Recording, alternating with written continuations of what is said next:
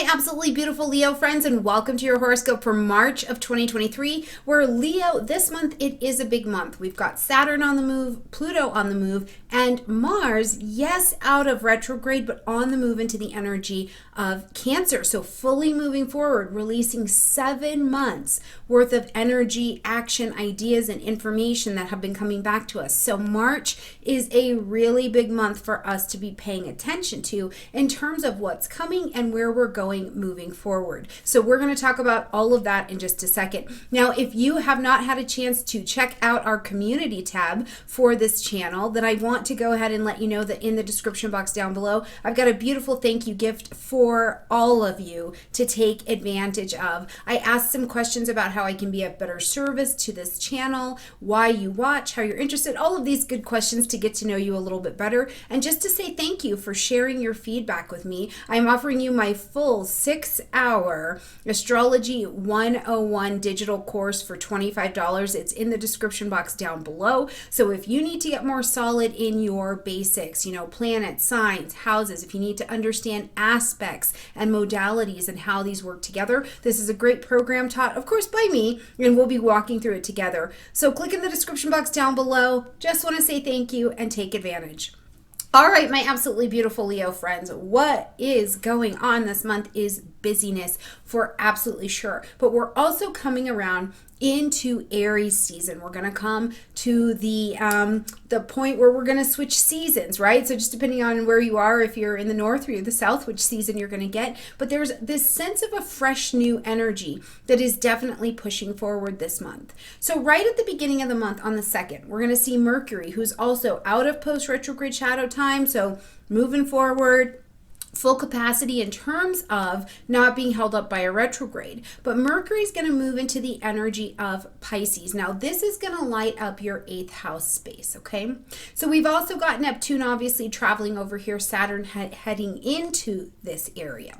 But as Mercury travels through the energy of Pisces, because this is a planet that is of the intellect, what you're thinking, what you're doing, communications you're trying to have. Using that pure mental intellect is not what Mercury can do in Pisces. That's not the strength of this energy here. So as you're working through the concepts of your 8th house, you're really going to be called to using that emotional and intuitive intelligence, okay? So dropping down and going, okay, hold on, let me hear. What is my vision? What is my intuition telling me? Can I be creative and come up with another creative solution on how this can be handled? Can I communicate this in a way that drops into the emotion and the intuition?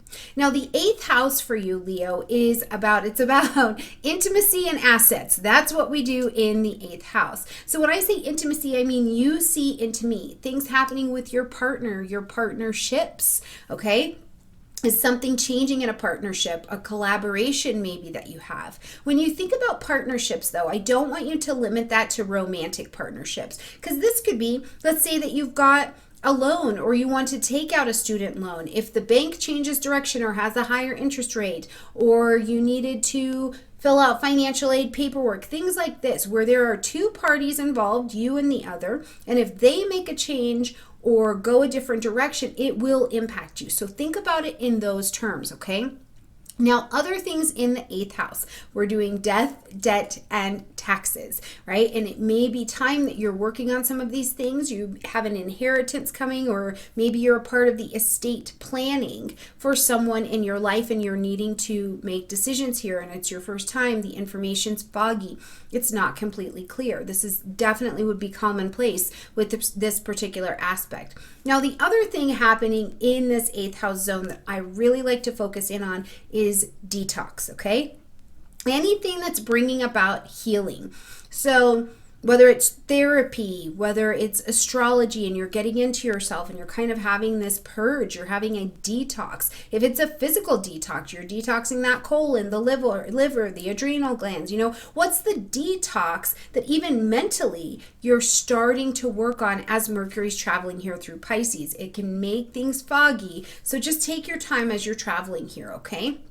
When we get to the 7th, we've got a full moon happening at 16 degrees of Virgo.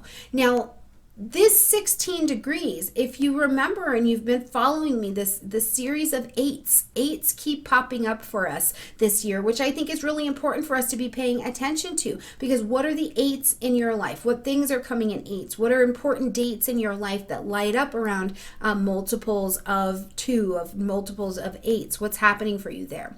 But this full moon is asking us to end something, acknowledge something, or to make an adjustment. So Leo, this is Virgo energy. It's just next door for you, so it lights up your second house place, okay? So first and foremost, what Virgo does best is get things organized. Make sure things that are efficient. But Virgo is an earth sign, so it is working in the material plane. It's not, you're not getting your thinking organized, okay? You are getting it together. You are getting physically organized. You are sitting down writing that budget. You are selling the things that don't work for you anymore, the possessions. You're looking at why you value something or you're so possessive over it and deciding if you need to, is it healthy? Is this healthy for me to keep this, or do I need to end, acknowledge, or adjust it? Now remember, the ruling planet of this particular lunation has just recently moved into Pisces. So at this particular moon, I do want to tell you, really truly drop into your intuition and your emotions behind why you're doing things, because it's very lunar, it's very watery, and you might not have all of the answers, right at the full moon, or you might not even feel like you have all of the answers a week after the full moon. You kind of need to let your intuition and your conscience be your guide at this particular moon, okay? Now, just less than an hour later, we're going to see Saturn take its transit into the energy of Pisces. Now, this is a big deal. Saturn is our planet that is also a social planet. So it's not just about where are our restrictions, our limitations, our maturity, and our legacy needed, but as a society, in your community around you, Saturn is moving into a different sign. Whenever Saturn does move into a different sign, the first thing that happens is all the people, places, and things that cannot meet that vibration will begin to fall out of your life. And this has been my experience the entire time I've ever worked with and watched Saturn's energy. So if something does not fit in your life and in your world anymore in this 8th house, you may find that it transitions. It doesn't mean I never predict death or anything like that, but it may mean that something transitions into a different form in your life. Now, Saturn here in the 8th house, okay? Depending on where you're at in your lesson base, where you're at in understanding and being mature in the lessons of your 8th house will depend on kind of your experience with Saturn. When we are new in a lesson, it's harder. Working with Saturn can feel very restrictive and very limiting and lonely, and I'm uncomfortable, and I don't have a lot of faith in what I'm doing, or I have faith and no trust, which means faith plus action, right? So these concepts are going to start to rise to the surface, and to the extent that you are uncomfortable, able to handle that, able to succeed with that, I would ask you to embrace where Saturn is showing you that your work is, because Saturn is trying to take you to the next level, right? And you can walk with the universe or be drugged, but the universe is going forward. So in terms of your maturity, how much dragging do you still have in you? Instead, you do have the option to walk, however haltingly, with as much confidence as you have on your feet to make the changes in this particular area. Now, to the other side of that, if you have some more mastery in certain areas here of this 8th house, Saturn can deliver the mastery, the expertise, the rise to power. It can absolutely, it's like you're the expert in this particular area, right? But you're leveling up. Whatever it is, Saturn is trying to take you to the next level. And the level of faith, the level of vision, the level of trusting your intuition, the level of recognizing that this truly is a crystallized place where you cannot just believe something's going to work out for you, but that the action has to match and the practices to support that as well. Saturn will deliver this. So let me know in the comment section down below, even as we're starting to, even if you're watching this early, when you look at the Pisces area of your chart, where do you have some inklings of growth that may be coming your way?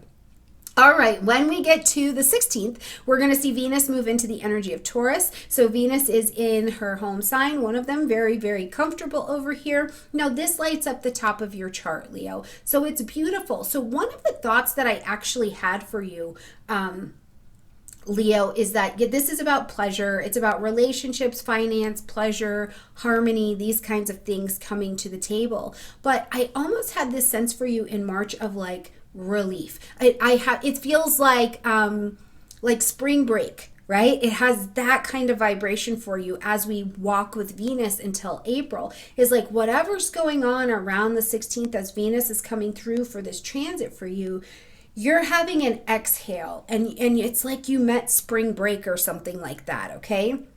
It's a great time to be beautifying your space, figuring out your possessions. Like, oh yes, I like this. I want to treat myself well with this. I want to hang out with people that treat me the best. I want to eat. I want to travel and have different foods. But there really is, I have this sense for you of rest. Now, this is actually lighting up the tippy top part of your chart. This is the 10th house. So in a very practical way, I think, okay, in your career, in your soul level calling, in your reputation, in some way, you could also have accolades coming to your name. People could be putting some good stuff on your name with Venus here. If you've been trying to get a promotion, you've been trying to promote yourself, put yourself out there, this is a wonderful energy to support you in being able to do that, and also being very well received while you are. When we get to the 19th, we're ready to start heralding in all of this Aries energy. So on the 19th, Mercury moves into the energy of Aries. On the 20th, we've got the sun moving into Aries. And on the 21st, we've got a new moon on the 21st, we've got a new moon at 0 degrees of Aries, okay? So this is all very fresh start kind of energy. Something new, a new wind is absolutely blowing in. And I do believe for you, Leo, that it can be a win-win situation when you see the value of the new start or the new break that's on your table. Now, this is in your 9th house, okay? So travel, is there some travel coming up for you, Leo, right? I'm not talking about, you're going to the city market. Are you going across an ocean? What's happening for you that you're maybe going further than you've ever gone before? You're believing in a different way. You're pioneering new ideas. Here's one thing I will say, especially with Mercury in the energy of Aries, if you felt like for months you've kind of been in between a decision or needing to have a conversation and you just didn't feel exactly solid just yet, with Mercury in Aries, it will cut through the crap and it's going to be like, nope, here's a decision. I made a decision, boom, here's what we're doing. Or information starts to come to you really, really quickly, and then you're able to express yourself around that. For some of you, this is going to be a new moon that is happening in a fire sign, okay? And fire moons say it. They just say it. So this could also be a moon time where I'm telling you, I think that it's possible, it's quite possible that there's a little bit of an outburst that happens here. You're trying to express yourself. You're saying, this is how I feel, or I feel like this is the direction that I want to go. And it's coming out very, very fiery. Now, that's not always a bad thing, because sometimes we have to speak up in order to reassess the direction we're going, what's right for me, where I really am, how I really feel, what I'm really thinking. And we have to have these conversations to kind of reassess relationships and things like that. What I can tell you, though, is to be mindful of your words and your actions here, Leo, because this is also a lunation that can be fantastic for really setting fire to a relationship that doesn't need to be burning, okay? But I do want you to keep in mind that because this is the fresh start, it's at 0 degrees of Aries, so it's just right here. So one of the things that you find out is that when you plant your seeds of intention for what you'd like to begin, it must come from within. Things are happening around you. They absolutely are, Leo. But where are you deciding to walk instead of be drugged by this beautiful energy that will help you publish, market, broadcast, ninth house types of things, higher education, different teachers coming into your life, different places, different languages coming into your life. Plant your seeds of intention to walk to the best of your ability instead of being drugged in these new directions. Oh, I can't wait to see what you pioneer. All right, as we get to the 23rd, we've got Pluto moving into the energy of Aquarius, so right across the street from you. This is going to light up really big changes in your 7th house, the relationships, conscious, chosen, one-on-one relationships, significant, important relationships to us. And this can be a business relationship. It can be the relationship with self. It can be the relationship with a marriage, things like that. Absolutely. These can be the types of relationships that will be impacted.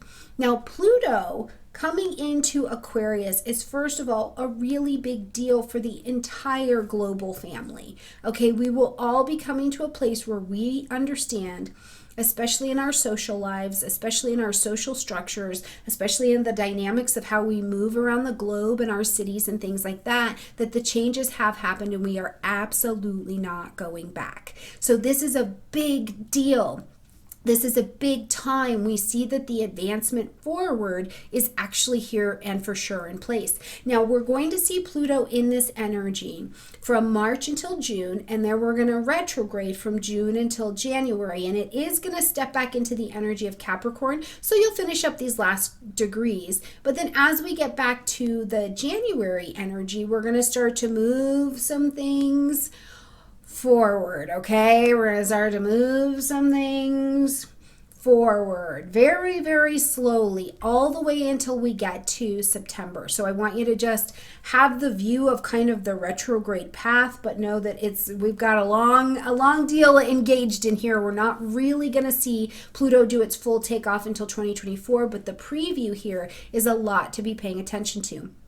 So Pluto is about tearing down what doesn't belong anymore, right? It destroys what cannot be anymore. But from its ashes, we rise. This is the phoenixing energy. So in relationships, where it comes to friendships, collaborations, organizations, people, places, and things that have maybe been very significant in your life, there can be some very important changes. And truly, again, the vibration that cannot travel forward with you, or you can't travel forward with it anymore in your relationships, is going to change.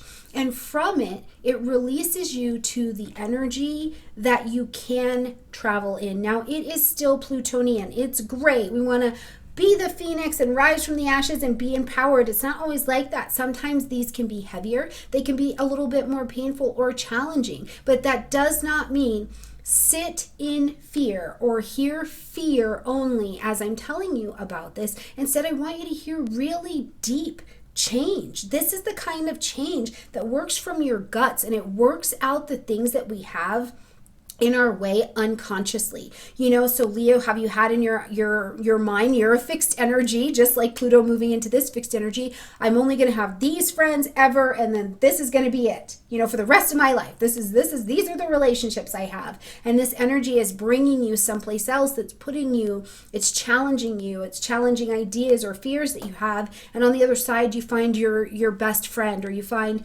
the love of your life, or you find the greatest business relationship, or you find a piece of yourself that you didn't know was down there. So whatever it is, it's speaking to change. And the overhauling and renovation in society is also making space for your energy to exist here in different ways than it did before. It's really kind of exciting.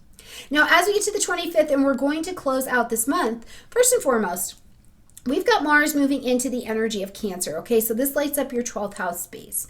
So you're a little bit more quiet, maybe a little bit more reclusive, taking some things in, maybe enjoying that spring break kind of energy that has floated your way, right? But you're working on things behind the scenes. And truly, you may be at home, you may be resting, you may be rejuvenating. Are you packing? What's going on for you in the home zone? But whatever it is, it's quite quiet, okay? But I want you to keep this in mind as we get to the 25th, because Mars has been held up in Gemini for 7 months, from August of 2022, flashing all the way until now. Mars has been forward and back in that Gemini energy, so it's been wanting to go. It's Mars. It wants to go, do the thing, move forward, be precise, move with precision. And now as it's released to come forward into a new energy, Mars slides forward into Cancer. And the vision I want you to hold is what happens when you put a really hot rock, like you drop it into a bucket of water.